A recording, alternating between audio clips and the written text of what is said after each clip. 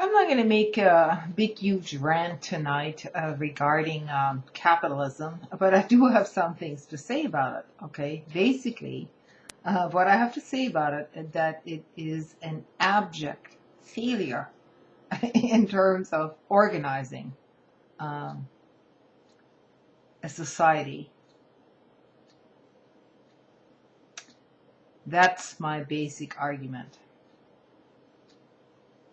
So this whole thing about Jamie Dimon, testifying in front of the Senate committee today or yesterday, it's just more kabuki theater. That's all it is.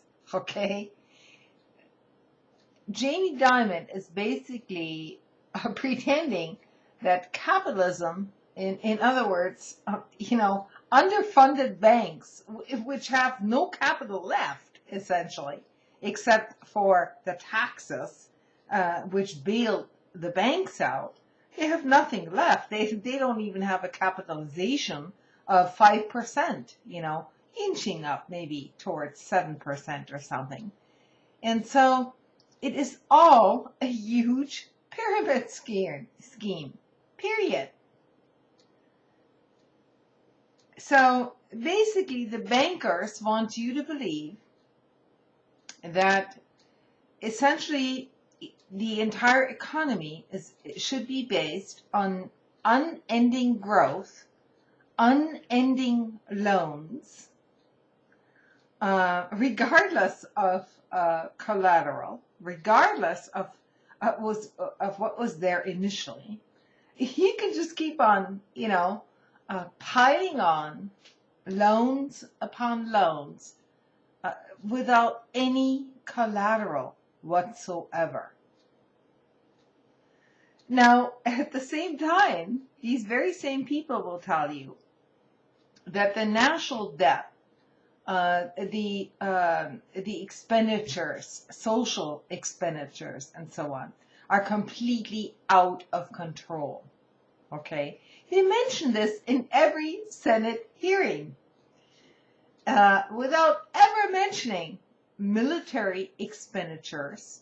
The entire financial involvement in industries which benefit from imperialism and warfare, from making profits on that, and then blaming, basically blaming the average consumer for taking out stupid loans which they didn't qualify for, while having it pushed on them at every turn. Okay? Now, you'll remember during various administrations that it was, the entire idea was pushed that, oh yes, everybody can own a home. Everybody can own a washer and dryer. Everybody, is entitled to it and all this. And regardless of resources, this is what you should be doing. So everyone went for it, naturally, When in reality, all of this wealth or so-called prosperity was based on a house of cards, which in the global picture doesn't even exist. Us Westerners, myself included, we live on the presumption that our lifestyles are basically guaranteed forever, simply because we have struggled for that kind of lifestyle, while taking advantage of others, I might add, in order to pursue that.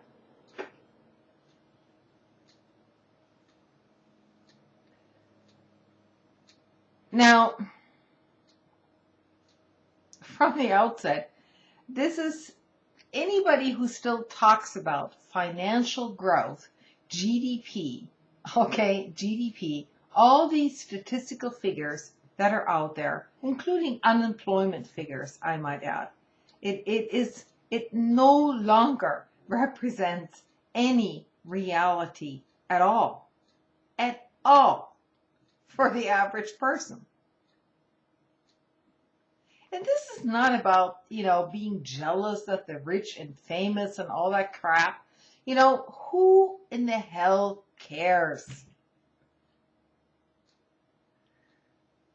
But it must be said that it's a gigantic waste. A waste of money. When we could be so much more productive. Rather than trying to compete with surplus people, and that's what we have, surplus people all over the planet, in order to basically, what it's called, being competitive, okay, in order to compete with the lowest wages possible on the planet. Now, I can easily imagine going in this direction because essentially you're going to be grateful just to have a roof over your head, being fed 2 meals a day without any compensation at all. It's just going to be called room and board, like in the old days of feudalism, So this is basically what this whole scheme is all about. Global feudalism. And, many people on this globe are not going to go along with this anymore. And regardless of all this hostility out there, dividing us amongst each other,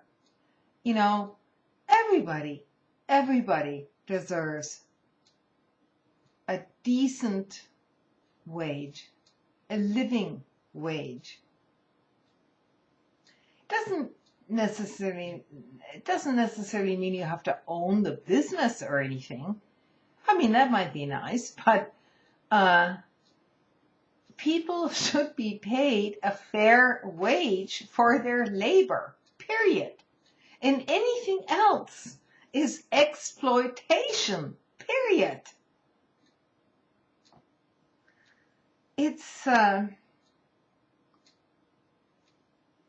is amazing to me that some people in America believe that their taxes, the taxes that they pay, are not contributing to a common good. Let alone, they want to eliminate the taxes for the very wealthy people up on the top, which have they created jobs here in America? This has been the mantra for the last 30 years. Oh, we're the job creators.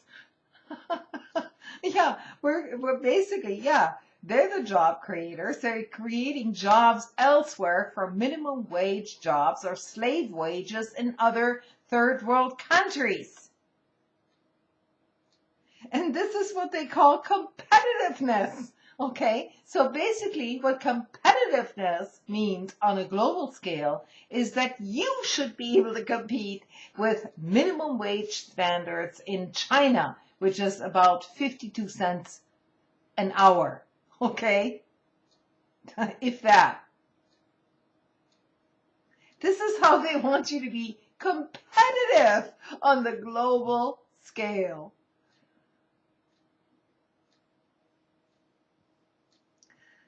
Now, this and these accusations in terms of communism, socialism, all this crap, okay? Let me just say, this entire country was founded on some reciprocity, okay?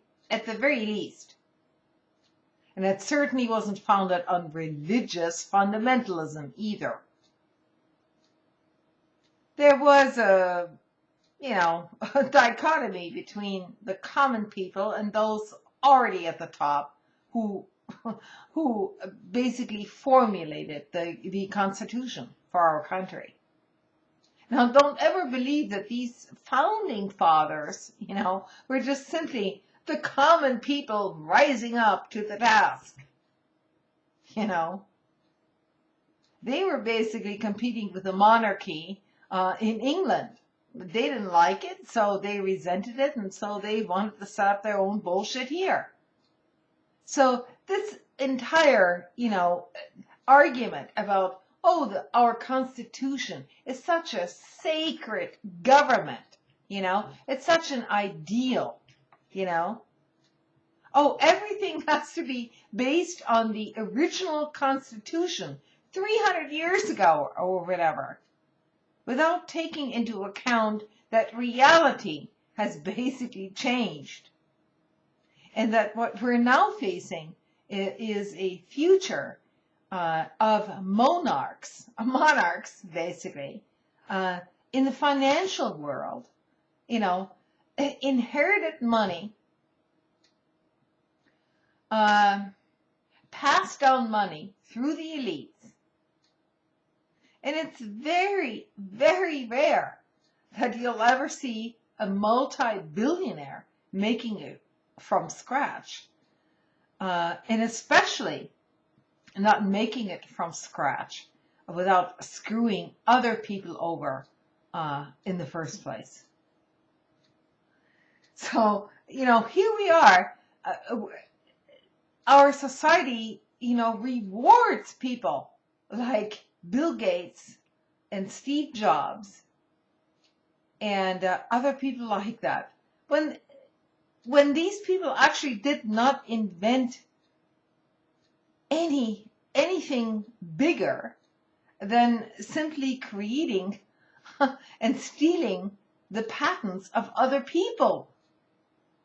So this is, if you want to call this free market, okay, go ahead. It's basically predatory market. That's what it is. And if you don't believe that private markets cannot develop into complete monopolies, you're very much mistaken. I mean, all you have to do is look at Google. Look at Google. Isn't Google the perfect monopoly for a search engine?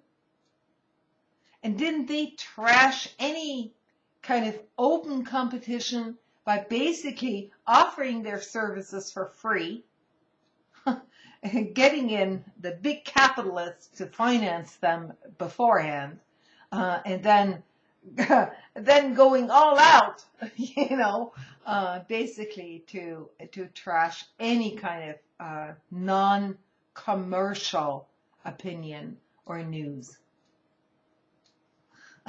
This is not Republican, this is not Democrat, this is nothing. It is predatory capitalism is what it is. And if you believe that some sort of free market notion, a la Google, is going to save your ass, you're very much mistaken. Because it's crushing you. It is crushing, it's crushing you, period.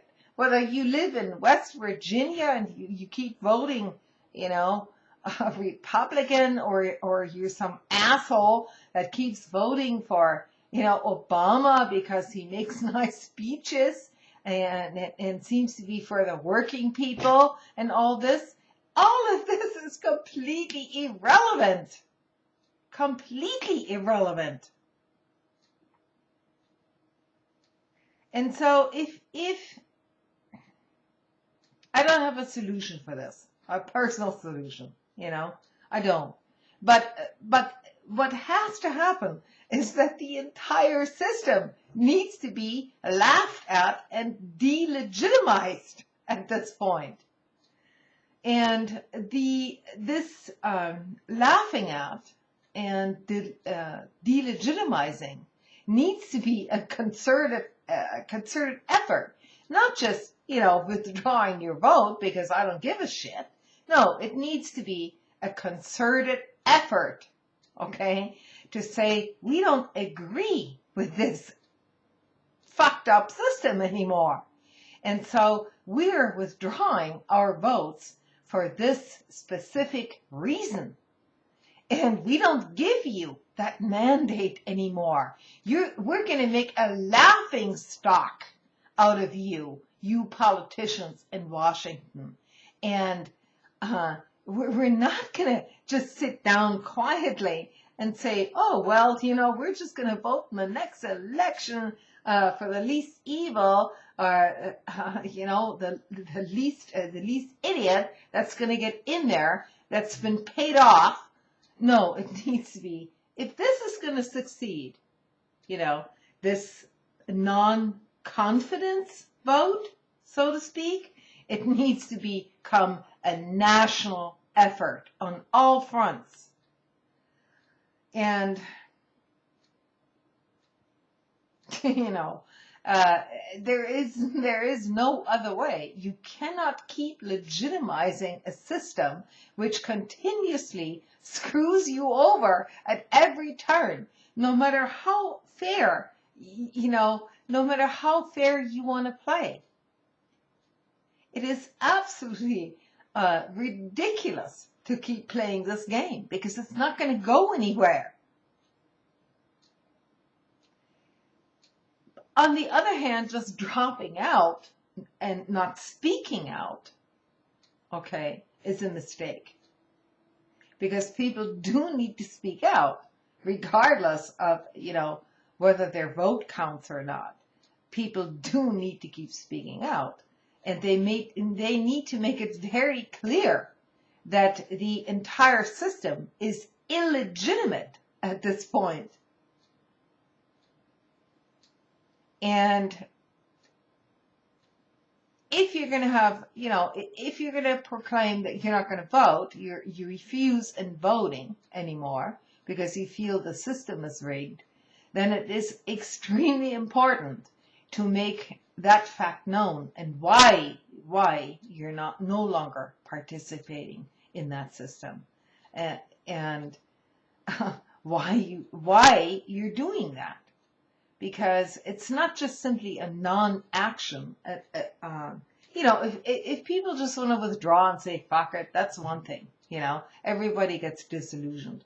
But if you make a concerted effort to say, look, this is a vote of non-trust in our government.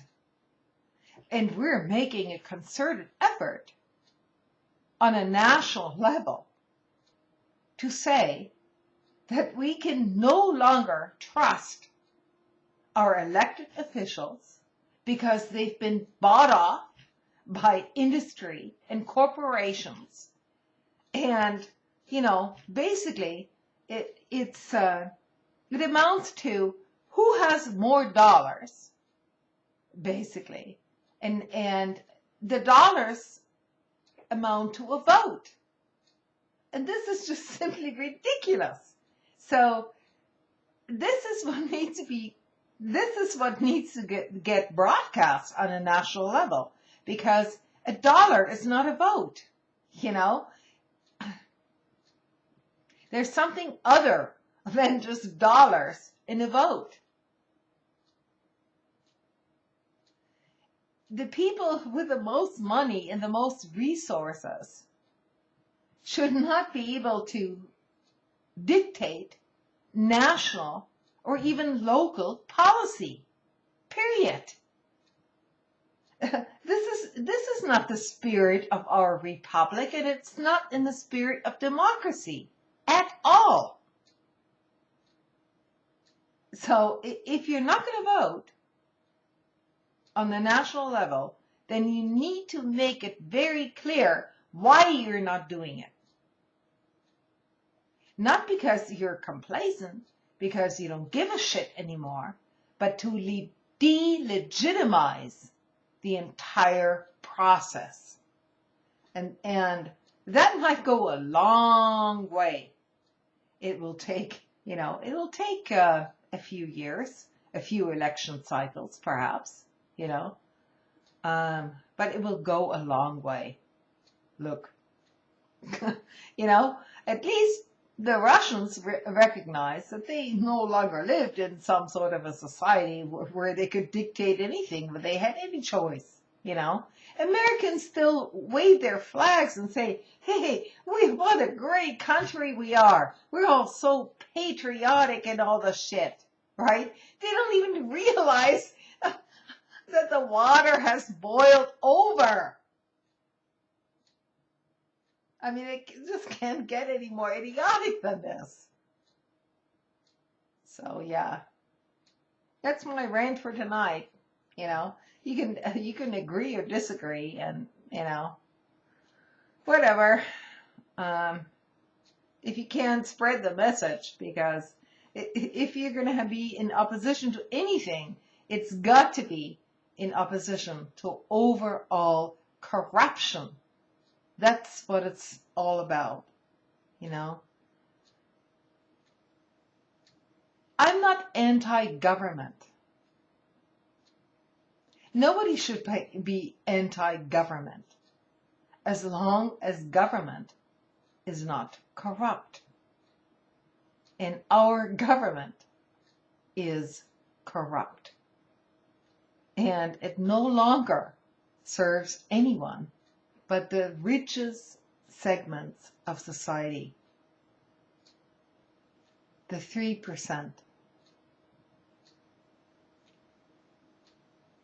And, if you disagree with me, that's fine. But probably 10, 15 years from now, you're going to have a very rude awakening. Good night.